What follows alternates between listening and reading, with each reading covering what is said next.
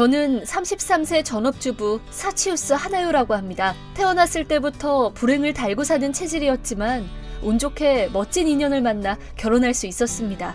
남편 이름은 쇼고, 젊어 보이지만 사실 올해 45세입니다. 띠동갑 부부라서 가끔 세대 차이를 느낄 때도 있지만 그건 또 그거대로 재미있습니다. 참고로 그는 재혼으로 올해 고등학교 3학년이 되는 아들이 있습니다. 전처와는 아들이 태어난 지 1년 후에 이혼하였고 그 후로 그가 혼자서 쭉 키워온 아이라고 들었습니다. 저는 친모가 되어줄 수 없는 노릇이고 아들인 유타에게 엄마라는 칭호를 강요할 생각도 없었습니다. 그저 가족으로서 행복하게 살기만 하면 그걸로 됐다고 생각했던 것입니다. 하지만 이 아들 때문에 저는 생사를 넘나들게 되었습니다. 어이, 아줌마! 그렇게 부르지 말라고 부탁했잖아. 그럼 뭐라고 부르면 돼? 창녀라고 불러? 왜 그러는 거야? 너 임신했다면서. 아빠한테 들었어? 그래! 그러니까 창녀라고 하는 거잖아. 아기를 가지면 창녀인 거야? 할 거 다 했을 거 아니야. 반론하는 것처럼 말해서 미안한데 류타, 너도 아빠랑 엄마 덕분에 태어난 거잖아. 시끄러! 말 돌리지 말라고. 아빠에 맞는지도 불분명한 주제. 나는 네 아빠의 아내야. 뱃속의 아기는 네 아빠 아이가 맞고 네 동생이라고. 그딴 거 필요 없어. 알겠냐? 나을 생각하지 마라. 이건 명령이야. 왜 그런 말을 하는 거야? 동생이 생기는 게 그렇게 싫어? 응, 싫어. 애초에 너 같은 여자랑 결혼하는 것 자체를 반대했었다고. 그런데 애까지 낳겠다고? 난 절대 못 받아들이니까 그렇게 알아. 왜 그렇게까지? 나는 가족으로 같이 잘 살고 싶을 뿐이야. 내가 속을 것 같냐? 아빠 유산을 노리고 그런 거 아니야. 유산? 그럴 리가 없잖아. 말로는 무슨 말이든 다 하지. 네가 안 왔으면 전부 다 내 몫이 되는 거였는데 설마 다들 유산이 줄어드니까 나랑 뱃속의 아이까지 싫다는 거야? 당연하지, 멍청한 년아. 빨리 집 나가. 안 나가면 진짜 큰일 날 줄 알아. 류타는 아빠 앞에서는 착하고 공부도 운동도 다 잘하는 모범생 아들이지만 저와 단둘이 되면 보시는 것처럼 사람이 바뀌어 버립니다. 하지만 그 이유가 상속받을 유산이 줄어들기 때문이라는 건 몰랐습니다. 그럴 생각은 전혀 없었는데 오히려 남편이 먼저 떠나는 건 생각하기도 싫습니다. 이 메시지를 남편에게 보여주면 당연히 주의는 하겠지만 남편이 전에 한번 그 애는 아무것도 모를 시절부터 엄마가 없어서 내가 외롭게 만들지 않으려고 노력하고 있어 라는 말을 해준 적이 있어서 부자간에 갈등을 만들 수는 없었습니다. 그렇다고는 해도 이런 메시지가 계속 온다면 저도 견디기 힘들어 저는 메시지 얘기는 하지 않고 남편에게 슬쩍 류타와의 사이를 좁히기 위해 자리를 마련해달라고 부탁했지만 역겨운 짓 하지마, 망하려나. 아빠한테 무슨 말을 들어도 나는 너 인정 못해. 안 나가고 버틸 거면 나도 다 생각이 있어. 잠깐만 류타야, 같이 얘기 좀 하자. 나 이런 거 네 아빠한테 얘기하기 싫어. 그냥 친하게 지내고 싶을 뿐이야. 응, 불가능해. 나랑 그렇게 친해지고 싶으면 지금 당장 애 떼고 아빠랑 이혼해. 그렇게 하면 손잡고 춤이라도 춰줄 테니까. 무슨 말을 그렇게 해? 그래서 나갈 거야, 안 나갈 거야? 네 아빠는 너한테 있어서는 아빠겠지만 내 남편이자 뱃속의 아이의 아빠이기도 해. 나는 나가지 않을 거야. 그래? 난 분명 충고했다. 각오하라고. 시원하게 말은 했지만 그 후로 저는 공포감을 떠안고 생활할 수밖에 없었습니다. 먹을 것, 마실 것을 확인하거나 류타가 가까이 있을 때는 항상 배를 맞고 경계해야 했지요. 그런 생활이 한 달 동안 계속되어 저는 심신이 다 쇠약해져 갔습니다. 그리고 그런 제 상태를 노리기라도 한 듯 사건이 터졌습니다. 저는 밤중에 요의를 느끼고 눈을 떴습니다. 졸린 눈으로 1층에 있는 화장실로 가려고 한 그 순간 저는 정신을 잃었고 눈 떴을 때는 병원 침대였습니다. 하나요, 다행이다. 다행이야. 아기, 내 아기는? 그게... 뭐? 엄마, 괜찮으세요? 그러면 안 되죠. 졸린 채로 계단을 내려가려고 하다니. 네가 뒤에서 민 거잖아. 응? 무슨 말인지 모르겠네. 증거는 있어?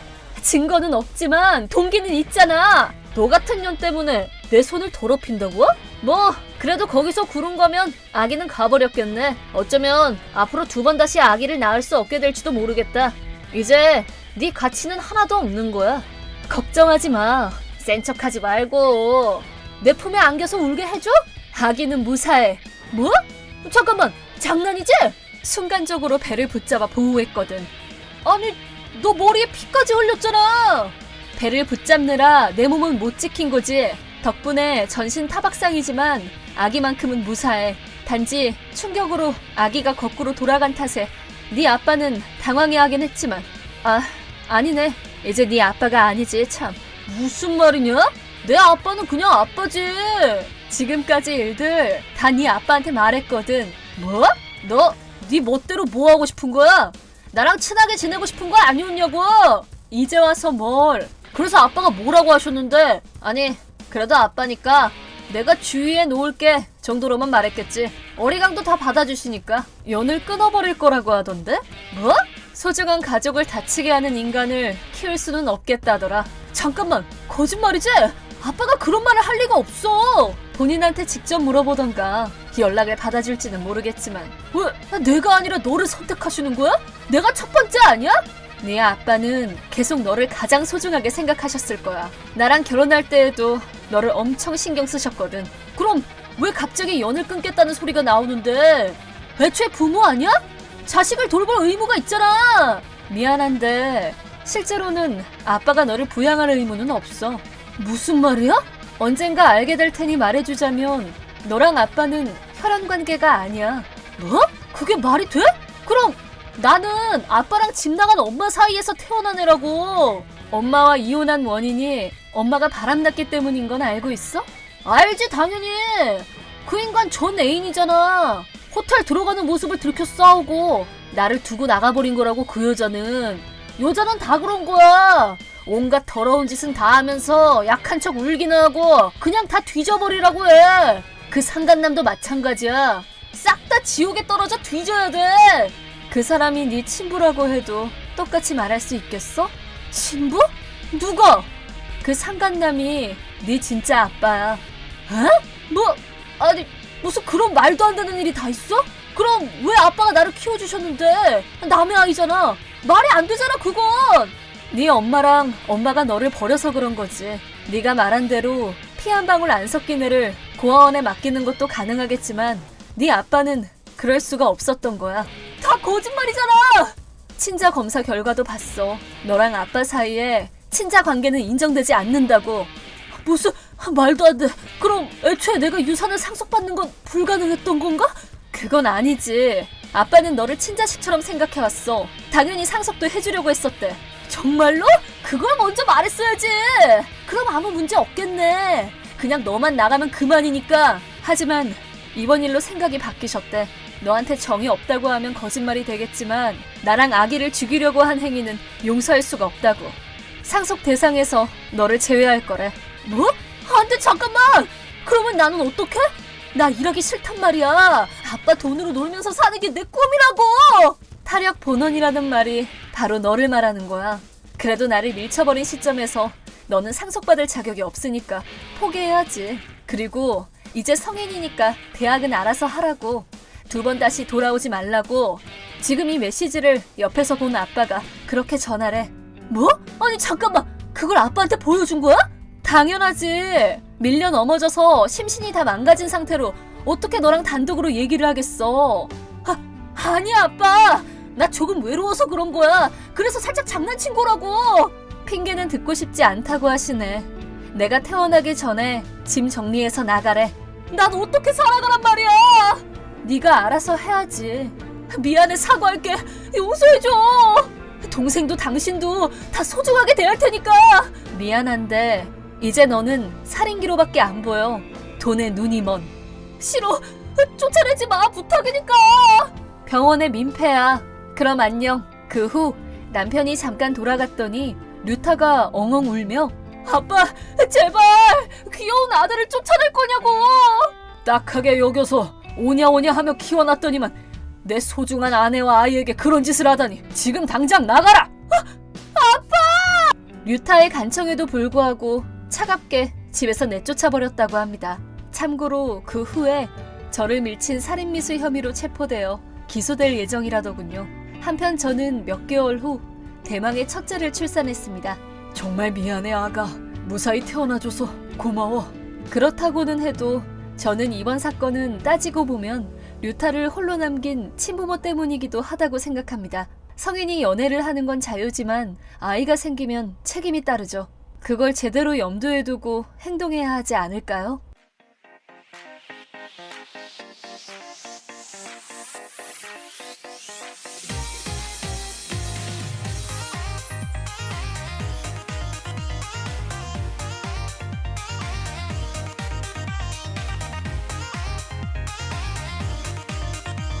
저는 35세 메카타 아츠무라고 합니다. 저는 어릴 적부터 문제 있는 여자가 너무 자주 꼬였고 지금도 여자에 시달리며 살고 있습니다. 오늘도 제 얘기를 하나 들려드리겠습니다. 1년 전 저는 사랑하는 아내 나시오와 이혼했습니다. 심지어 직접 만나지도 않고 돌연 메신저를 통해 이혼 통보를 해왔죠. 아츠무. 왜? 무슨 일이야? 이혼 서류 좀 써줘. 에? 책상 위에 올려뒀으니까 작성하고 제출해줘. 이번 주 내로 부탁해. 가능하면 오늘 중에 해주면 더 고맙고. 아니 잠깐만. 에? 무슨 말이야? 나한테 보낸 거 맞아? 맞겠구나. 당신이 혼인관계를 맺은 건 나뿐인 거 맞지? 진정 좀 해. 그 혼인관계를 끝내고 싶다고 말하는 거잖아. 뭘 그리 쉽게 말해. 인생을 좌우하는 순간이라고. 이미 당신한테 남은 내 마음은 1미크론도 없어. 짧은 인생인데 그런 상대를 위해 낭비할 순 없잖아. 다시 한번 생각해보면 안 돼? 안 돼. 하다못해 만나서 얘기하자. 시간 낭비야. 나한테는 슈퍼 임포턴트하다고. 일본어로 말해. 그딴 이상한 말 하는 게 싫다는 거야. 미안. 엄청 증오한다는 말이야. 내가 그렇게 싫었어? 중요하다고. 미안. 자동 완성 떠서. 너만큼이나 눈치 없는 기능이네 그거. 짜증나 정말. 내가? 핸드폰이? 둘 다.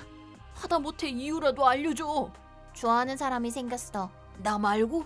당연하지. 어떤 새끼야 내 여자를 손대? 그걸 알려주겠냐?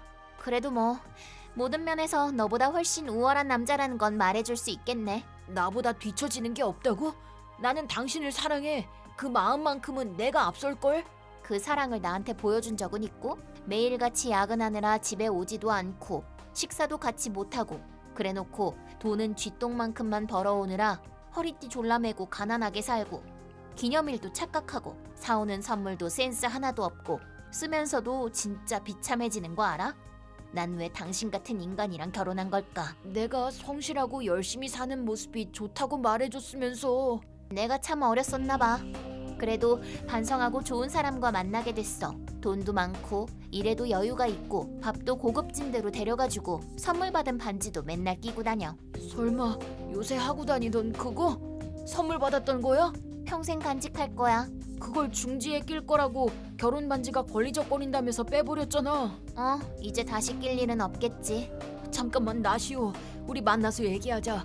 어쩌면 내가 더 좋은 사람일 수도 있잖아. 이제 당신 얼굴 보기 싫어. 나 집도 나갈 거야. 그런 줄 알아. 차단할게. 나시오. 그날은 일이고 뭐고 곧장 집으로 달려왔지만 이미 때는 늦었죠. 책상 위에는 기입이 완료된 이혼 서류만 올려져 있고 나시오의 짐은 다 사라져 있었습니다. 나시오. 그 후 일주일간 일도 손에 안 잡히고 밥이 목구멍으로 넘어가는지도 모르고 혼이 나간 것 마냥 멍하게 있었습니다. 회사가 연락을 했는지 제 부모님이 저를 발견해 주셨을 땐 쇠약해져 죽기 일보 직전이었습니다. 저는 그때 기억은 거의 없습니다.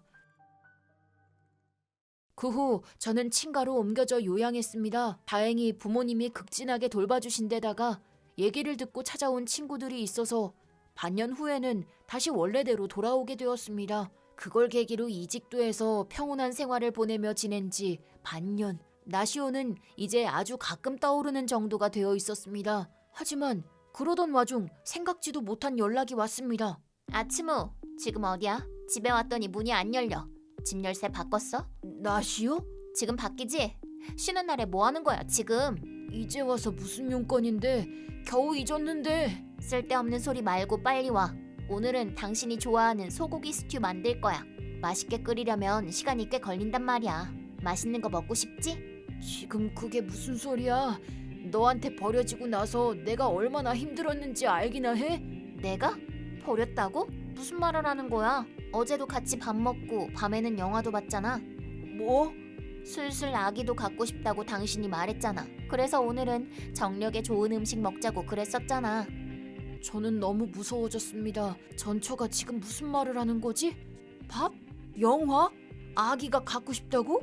3년 동안 그녀와는 연락을 하지 않았기에 그런 다정한 부부간의 대화를 심지어 어제 나눴을 리는 없습니다. 그런 대화를 나눈 건 신혼일 때 아직 저희가 서로 좋아 죽을 때뿐이었죠. 그 남자랑은 어떻게 됐는데? 그 남자? 뭔데 그게? 나랑 이혼한 원인이 되었던 그 불륜 상대 말이야. 아까부터 진짜 왜 그래? 내가 무슨 바람을 피웠다고 그래? 아니, 그리고 이혼이라니? 난 그렇게 생각한 적이 없는데? 이혼 서류 두고 일방적으로 떠나버린 건 당신이잖아. 충격이긴 했지만 이미 이혼 서류 제출한 지 오래야. 이제 우리는 완전히 남남이라고. 뭐? 아니 잠깐만, 무슨 말이야? 이혼 서류라니? 난 그런 거 쓴 적이 없어. 당신이 혼자 작성해서 날인까지 한 거야? 아니 진짜 왜 그러는 거야? 기억이 뭐 싹 다 날아갔어? 용서 못해. 그렇게 당신 멋대로 구는 게 어딨어. 정말 이혼할 생각이면 위자료 내놔. 내가 왜? 당신이 없는 핑곗거리를 만드니까 그렇지. 심지어 이혼 서류까지 위조해가면서 집에서 쫓아내기까지 하고? 다 당신이 잘못한 거잖아. 뭐라는 거야 진짜. 변호사 통해서 연락할 테니까 각오하는 게 좋을 거야. 일주일이 지나 정말로 변호사 사무소에서 위자료 청구 통지가 왔습니다.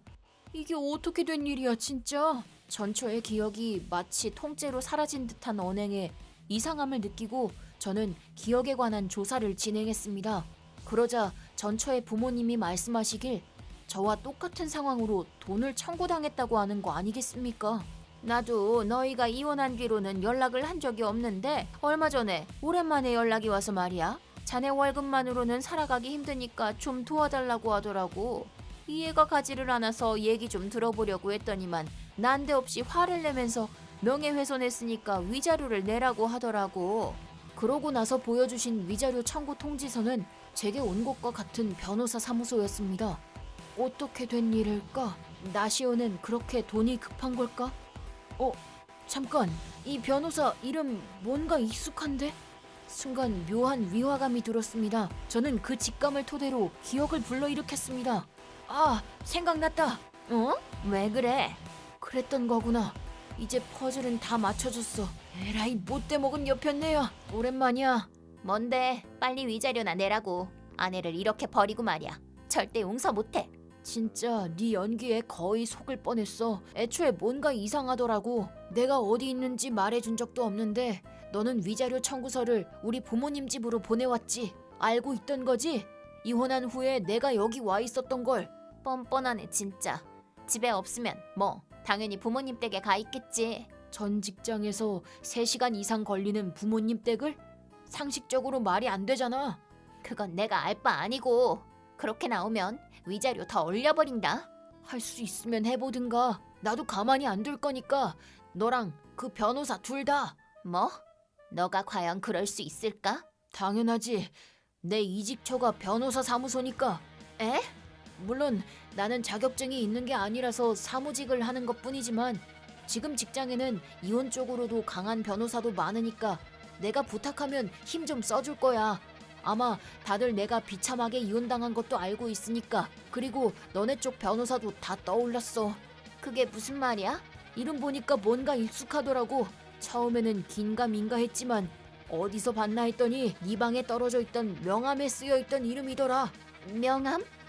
책상 사이에 껴있었으니까 아마 너가 눈치채지 못했겠지. 그때는 나도 이혼 전문 변호사인 줄로만 알았지만 이번 일로 확실히 깨달았어. 그거 네 불륜 상대지? 그게 무슨 말도 안 되는 소리야. 무슨 근거로 그런 말을 해? 직장 사람한테 물어봤거든. 그랬더니 기억 장애가 있는 클라이언트 의뢰는 보통 받아주지 않는다고 하더라. 왜냐하면 받아줘봐야 증언의 신빙성이 없으니까 이길 수가 없다고. 분명 뭔가 사정이 있어서 그런 걸 거라고. 그래서 내가 조사를 좀 해봤지. 뭐? 조사하다니 뭐를? 너랑 그 변호사 말이야. 난 다 알고 있어. 그 인간이 변호사인 척을 하는 사기꾼에 불과하다는 사실을. 아니거든. 제대로 된 변호사 맞아. 원래는 회사 사장이었더라. 근데 반년 전에 실적이 확 꺾여서 도산하고 사장 부인이 되고 싶었던 너한테 있어서는 완전 잘못된 선택이었겠지. 하지만 이미 이혼해버린 이상 나한테 돌아올 수도 없었을 테고, 빚에 시달린 니들은 건망증인 척하면서 나나 네 부모님 돈을 뜯어먹으려 한 거지. 알고 나니까 별거 아닌 일이었지만 그래도 나름 훌륭했어. 정말 속을 뻔했으니까. 조용히 속았으면 좋았을 것을. 역시 그랬구만. 왜 그딴 짓을 하는 거야? 돈이 필요하다고. 회사가 쓰러졌는데 내가 연대 보증인인 바람에 빚만 엄청 떠안았어. 그렇구만. 사실대로 말했으니까 좀 도와줘. 예? 예스라고 말하려던 거지? 나보고는 그렇게 일본어 쓰라면서. 돈 좀 빌려줘. 조금이라도 좋아. 이자만 늘어나서 어떻게 손 쓸 수가 없어. 아직 나 사랑하는 거 맞지? 난 왜 이런 머리가 꽃받친 여자랑 결혼해버린 걸까? 변호사법에 저촉된다고 하길래 그것도 다 경찰에 신고해놨어. 거짓말이지? 속여서 돈을 뜯어낸 것도 아니잖아. 그건 내가 눈치챘으니까 그런 거지. 미안한데 이제 나한테 연락하지 마. 잠깐만. 아츠모, 제발 도와줘. 차단. 헬프미. 그 후 변호사 행세를 하며 돈을 뜯어내려고 한 죄로 나시오의 파트너는 체포되었습니다. 추가 조사에서 나시오를 이용해 미인계로 돈을 얻은 적도 있다고 나와서 또다시 사기죄로 체포되었다고 하더군요. 당연히 나시오도 방조죄로 똑같이 잡혀 들어갔죠. 과거에도 여러모로 불법적인 일을 하며 자산을 늘려온 터라 다른 죄도 너무 많아 거의 실형 판결이 나올 거라고 직장 변호사가 말하더군요. 나시오도 어떻게 되려나? 결혼해서 방심하고 지냈지만 이런 제 여자우는 아마 계속될 것 같네요.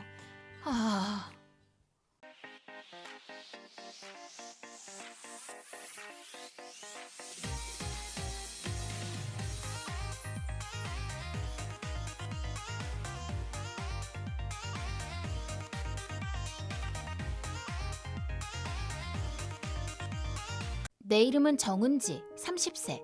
싱글이고 직업은 변호사이며 내 입으로 말하기 좀 그렇지만 워커홀릭. 6살 아래 동생인 수경이는 미스 대학 선발대회에서 뽑힐 정도의 미인이다. 또 내 입으로 말하긴 좀 그렇지만 나도 나쁘지 않은 얼굴이라고 생각하지만 동생은 나랑 차원이 다른 미모의 소유자다. 하지만 외모가 조금 달라도 우리 자매는 정말 사이가 좋다. 왜냐하면 내 동생은 얼굴뿐만 아니라 마음씨도 고운 아이이기 때문이다. 배려심이 많고 남을 생각할 줄도 알고 또 겸손함도 있는 어렸을 때부터 나를 잘 따르는 아주 귀여운 동생이다. 그런 수경이는 당연히 매우 인기가 많았고 아무것도 하지 않아도 남자들이 가만두질 않았다. 그래서 나름대로 연애 경험도 있다. 참고로 지금 동생이 사귀고 있는 사람은 대학 동기인 강현욱이라는 남자. 사귄 지 얼마 지나지 않았을 무렵 동생으로부터 이러한 얘기를 들었다. 언니, 지금 바빠? 중요하게 할 얘기가 있어. 무슨 일이야, 뭔데? 심각한 건 아니고 나 현욱 씨랑 결혼하기로 했어. 뭐라고? 진짜야. 뭐하러 이런 거짓말을 하겠어. 아무리 그래도 너무 빠르지 않아? 딱히 사귄 지 벌써 2년이나 지났고 우린 서로 각자 생활에도 이미 익숙해졌으니까. 벌써 그렇게 됐구나. 그래도 좀 더 생각해보는 게 좋지 않아? 언니도 참 괜찮다니까. 당연히 난 걱정되지. 너는 예쁘고 착하고 뭐 하나 꼴리는 거 없는 애지만 유일하게 남자 보는 눈이 없잖아. 그건 반박 못하겠다. 네 첫 남친은 양다리였고 그 다음 남친은 도박에 미친놈이었지? 그만. 더 이상 내 흑역사 꺼내지 말아줘. 그러니까 조금만 더 생각해보는 게 좋을 것 같아. 그래도 현욱 씨는 성실하고 괜찮은 사람이야. 언니도 알잖아. 뭐 그렇긴 하지만 너라면 더 괜찮은 사람 만날 수도 있다고. 무엇보다 지극히 평범한 데다 장래성도 별로 없는 현욱 씨를 선택할 이유는 나는 얼굴이나 지위 같은 걸로 결혼 상대를 고르지 않아. 그리고 내 약혼자 상대로 너무한 거 아니야? 그래, 언니가 미안해. 솔직히 말하면 귀여운 동생이 말뼈다귀 같은 놈한테 시집 간다는 게 싫어서 그래. 그냥 질투나서 그런 거니까 신경 쓰지 마. 언니도 참. 이제 그만 나를 놔줘. 그렇게 수경이는 현욱 씨랑 결혼을 하였다. 솔직히 전혀 기쁘지 않다. 현욱 씨랑은 몇 번 만난 적이 있는데 굳이 말하자면 무뚝뚝하고 애정이 많은 사람 같진 않아 보였다. 하지만 뭐 확실히 성실하게 일하고 있는 듯하였고 서툴러도 상냥한 부분이 있겠지 싶었다. 동생으로부터 결혼 얘기를 듣고 다시 한번 둘이서 결혼을 한다는 이야기를 전하러 왔는데 역시나 말주변이 없어서 나는 대하기 좀 어려웠다. 하지만 동생이 행복하다면 그걸로 된 거다. 여하튼 그렇게 결혼식 날이 다가오고 당일에는 부모님보다 내가 더 많이 울었다. 이렇게 동생이 결혼하고 몇 달 뒤 처음에는 행복한 신혼생활을 보내고 있을 거라고 생각했는데 어느 날 갑자기 다른 바람이 불기 시작한 모양인지 언니 진정하고 들어봐. 나 강원도 쪽 지방에 가게 됐어. 뭐라고? 왜? 너 귀농하게? 진짜 관두는 게 좋을 것 같아. 상상 이상으로 힘들 거고 어중간한 마음으로는 더더욱 안 된다고 인터넷에 나와 있었어. 아니 진정하고 들어보라니까. 현욱 씨 친정이 그쪽에 있어서 부모님께서 농사 지으시나 봐. 근데 어제 시아버지께서 골절상을 입으셔서 그걸 계기로 가업을 이어받게 된 거야. 그렇다고 해서 갑자기 거기 가서 살 필요는... 원래부터 곧 가업을 물려받을 생각을 하고 있었대. 지금 하고 있는 일도 이때 도움이 될까 싶어서 한 거라고 하더라고. 아, 그러고 보니 농작업 기계 관련 회사에서 일하고 있다 그랬지? 하지만 일을 물려받는다는 건 처음 듣는 얘긴데? 나도 그래. 저번 주에 처음 알게 됐어. 뭐야 그게? 이렇게 중요한 얘기를 너랑은 상의도 안 했단 말이야? 그렇긴 한데 워낙 말주변이 없으니까. 그런 문제가 아닌 것 같은데? 어찌됐든 남편이 간다고 하니까 나도 따라가야지. 안 돼. 에? 안 돼. 강원도라니. KTX 타고 가야 할 거리잖아. 그래도 무조건 따라가지 않으면 안 되는 거야? 그거야 당연하지. 부부인걸? 부부라도 무조건 같이 살아야 한다는 법은 없어. 내 말이니까 정확해. 뭐 그렇긴 하지만... 장거리 연애가 있는 거면 장거리 부부도 못할 건 없지. 우린 그걸 별거라고 부르지 않아? 우리 아직 신혼인데? 뭐든 간에 안 돼. 못 가.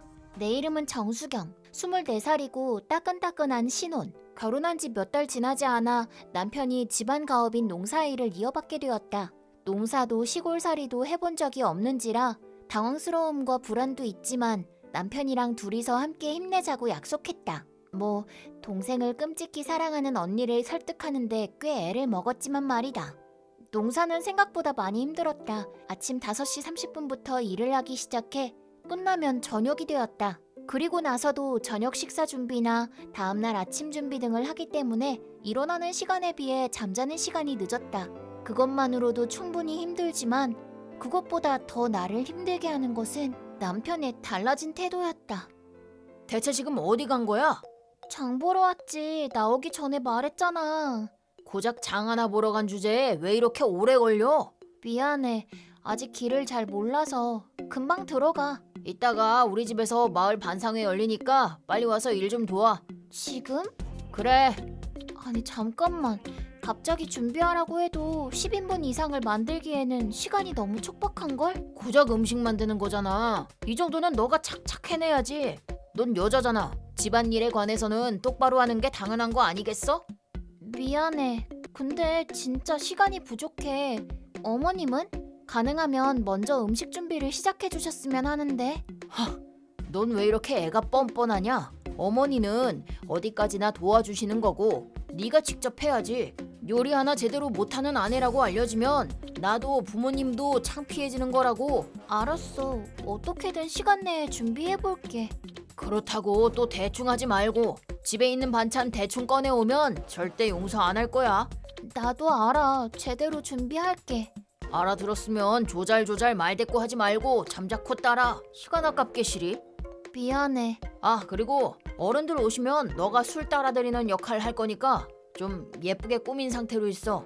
촌스럽게 하고 있는 아내를 모두가 있는 자리에 보이면 내일부터 창피해서 얼굴도 못 들고 다니니까. 알았어. 즉 남아 선호 사상이 강한 집안인데다가 나는 나이도 제일 어린 여자이기 때문에 나에 대한 대우는 거의 가정부 수준이다. 시부모님은 물론 아주버님까지 이런 느낌이라 여간 힘든 게 아니다. 지금까지 이러한 집안에서 자라온 사람들이 이러는 건 이해가 가지만 문제는 남편이다. 아직 사귀고 있을 때나 막 결혼했을 무렵엔 조금 억지 부리는 모습이 있긴 했지만 이 정도로 심하지는 않았다. 본가로 돌아오니 집안 분위기로 인해 본성이 나오게 된 것인지, 하지만 나도 어느 정도는 고생할 거라는 걸 알고 결혼한 것이기 때문에 기죽지 않고 열심히 버텼다. 솔직히 진짜 힘들었지만 어찌저찌 반년은 버텼다. 그러나 그랬던 내 의지가 완전히 꺾여버린 사건이 발생했다. 나는 울면서 언니한테 연락했다. 언니, 지금 시간 돼? 뭐야, 너무 오랜만에 연락하는 거 아니야? 언니에 관해서는 까맣게 잊은 줄 알고 서운할 뻔했어. 미안해, 최근에 바빴어서. 농사일이 여간 힘든 게 아니지? 여러모로 대단하다, 우리 수경이. 그보다 뱃속의 아기는 어때? 건강히 자라고 있는 거야? 막 발로 차고 그래? 아기에 관해서인데 나 유산했어. 뭐라고? 유산? 응, 미안해. 언니가 많이 기뻐해줬는데. 나한테 사과할 필요 없어. 무엇보다 지금 너가 가장 많이 힘들 거잖아. 나야말로 미안해. 그런 줄도 모르고 함부로 그런 얘기 물어봐서. 괜찮아. 물론 마음 아프지만 그런 건 이제 상관없어. 근데 나 있지. 그 집에서 앞으로도 계속 지낼 자신이 없어. 무슨 일 있었던 거야? 임신하고 나서도 전혀 쉬지 못하게 했어. 뭐라고? 일은 평소랑 똑같이 하고 집안일도 전부 내가 하고. 아니 잠깐만, 임신했다는 사실은 가족 모두가 알고 있었던 거지? 응. 그런데도 아무도 너한테 쉬라는 말을 안 했단 말이야? 응. 너무 힘들어서 죽을까 생각하기도 했어. 당연히 그러니까 유산을 하지. 정말 나 자신이 너무 한심해. 내가 좀 더 자기 주장을 할 줄 알았더라면, 그러면 이 아기도 이렇게 되지 않았을 텐데. 일단 너 당장 돌아와. 아니, 그냥 데리러 갈 테니까 당장 필요한 짐만 챙겨놔. 뭐? 이미 막차 다 끊겼어. 차로 갈 거니까 아마 새벽에 도착할 거야. 고마워, 진짜 미안해. 이렇게 나는 급히 서둘러서 차로 시골에 있는 동생을 데리러 갔다. 다행히 다른 가족들은 모두 잠든 상태라 동생은 몰래 집을 빠져나올 수 있었다. 돌아오는 길에 신혼생활의 내막에 대한 얘기를 제대로 듣게 되었다. 그 내용은 상상 이상으로 정도가 심했다. 솔직히 바로 차 돌려서 거기 있는 전원을 차에 묶어 끌고 다니고 싶을 정도였다. 게다가 자세히 보니 동생의 상태도 좋지 않아 보였다. 하얗고 뽀얗던 피부가 햇빛에 타 까무잡잡해지고 마르다 못해 야윈 몸은 전혀 건강해 보이지 않았다. 순간 큰 병이라도 걸린 거 아닌가라는 생각이 들 정도였다. 나는 일단 동생을 우리 집으로 데려와 앞으로에 대해서 얘기했다. 우리는 남편과 시댁에 제대로 보복을 하기로 했다. 그로부터 며칠 뒤 나는 여동생에게 심한 짓을 한 쓰레기 같은 놈에게 선전포고를 했다. 현욱 씨, 나 알죠? 아, 처형, 오랜만입니다. 수경이 지금 거기가 있죠? 빨리 집으로 돌려보내주시죠. 미안한데 그러진 못하겠네. 처형은 동생한테 너무 약해서 문제라니까요. 그보다 슬슬 동생 바라기 짓 좀 그만하는 게 어떠세요? 뭐 약간 시스콤기가 있는 건 인정하는데 오늘은 언니로서가 아닌 그 아이의 대리인으로서 얘기하는 거야. 대리인이요? 까먹고 있었나 보네? 내가 이혼 전문 변호사라는 거? 네? 이혼이요?